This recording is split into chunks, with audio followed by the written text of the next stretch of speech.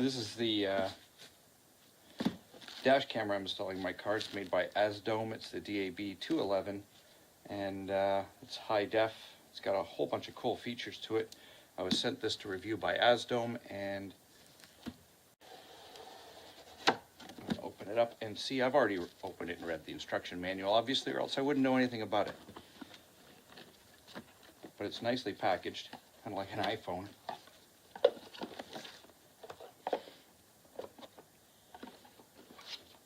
The instruction manual. The camera itself, which is, there's a little mount for it. Cool because the camera swivels up and down while you leave this statically mounted. It's got a display on the back. HD out, you can run this out, high def out to your TV to watch it. It's got an SD card slot, USB for charging, and this is the USB that you're going to plug in and plug into your car through the USB port to keep it charged at all times. And I'm using the cigarette lighter adapter thingy that I've wired up under the dash in order to keep it charged all the time and on all the time. Got a suction cup mount.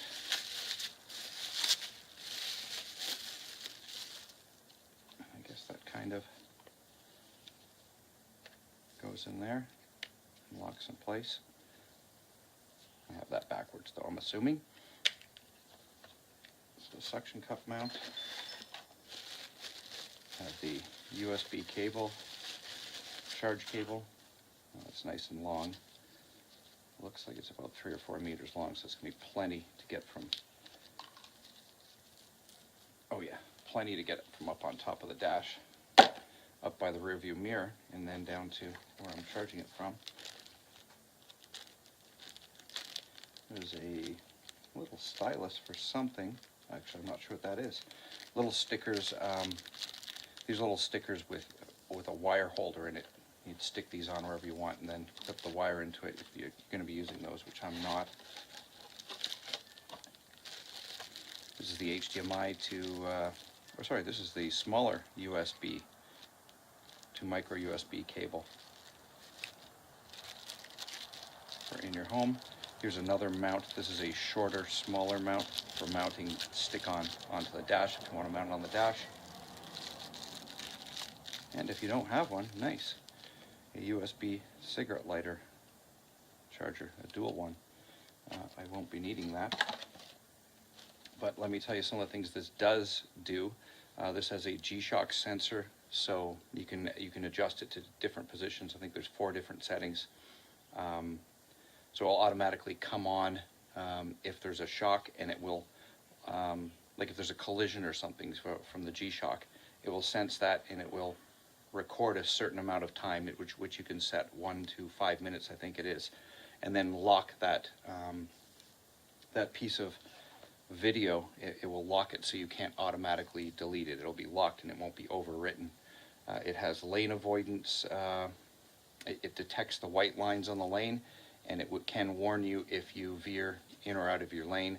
I'm probably not going to be using that. The default position on that is off for this. It has a collision sensor as well, that if an obstacle is coming at you really rapidly and closing a distance really quick, if it's 3 meters away, I think it's 3 meters, this will turn on automatically and warn you. Again, like the lane avoidance, it's a beep that warns you.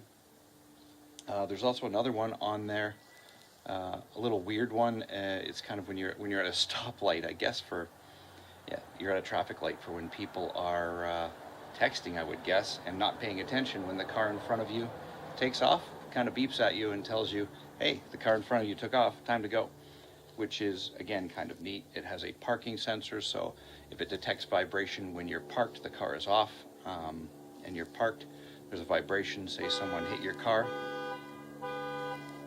kind of like that. My neighbor's remote is going off, or car alarm is going off. So if someone hits you in a parking lot, it will turn on, record a certain amount of time you can set in it, and then again lock that video and retain it so that it won't be overwritten.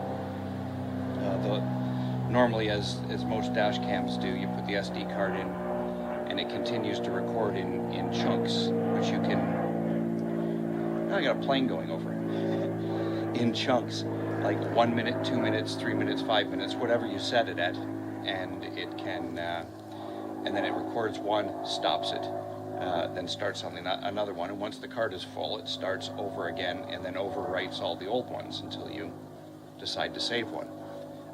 The ones that are that are activated by the G sensor, the parking sensor, those won't be overwritten. Those will be saved automatically.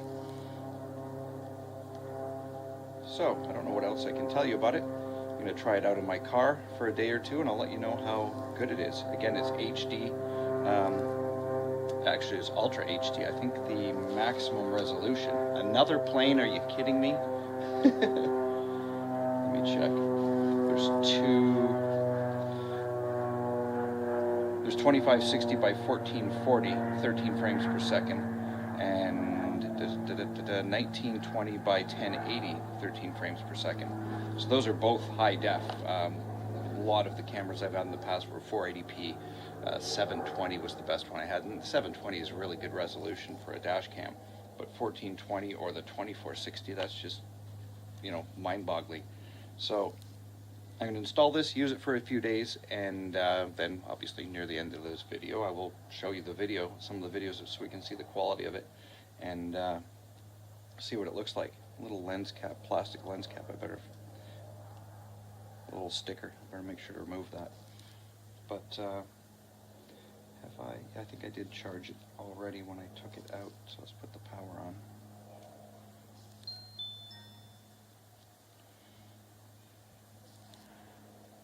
So there's the menu.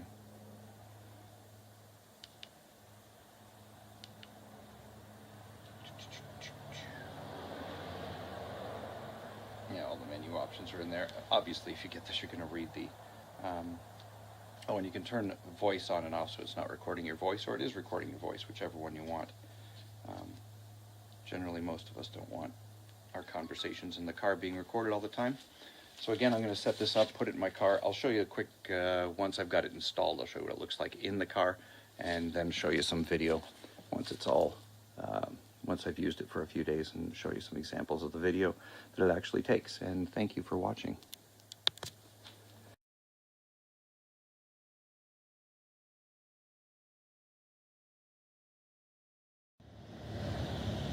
Okay, so here it is installed, and I've just hardwired it up through my headliner down the A-pillar, and I've got it plugged into a lighter socket that I've wired up, hardwired into the dash. You can see other videos of mine to see how to do this if that's what you want to do. I don't like wires hanging and dangling down, so this is the only wire. And from the driver's seat, again, this is, I'm looking at it from the passenger seat.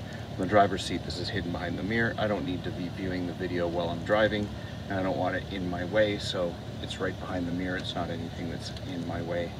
It's not going to block my view. And if I need to take it down and take the SD card out for any reason, just pop it up, pull it out, no problem. It's shut off because I have it auto off, the display off in 1 minute after the car starts. So I'll turn the car off.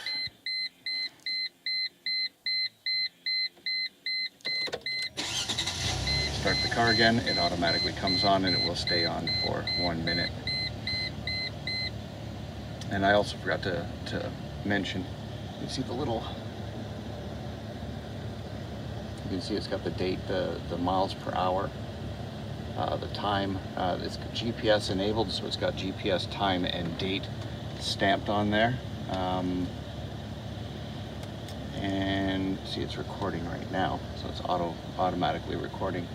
Yeah, and I've got the microphone off. You can see the little icon right there. I've got the microphone. I don't know if this camera can zoom in properly. No, it digital zooms, so let's not do that. Anyway, I've got the microphone off, and I've got it on high definition. So once I've got some video on this, I will I'll throw a few clips on this and finish the video off.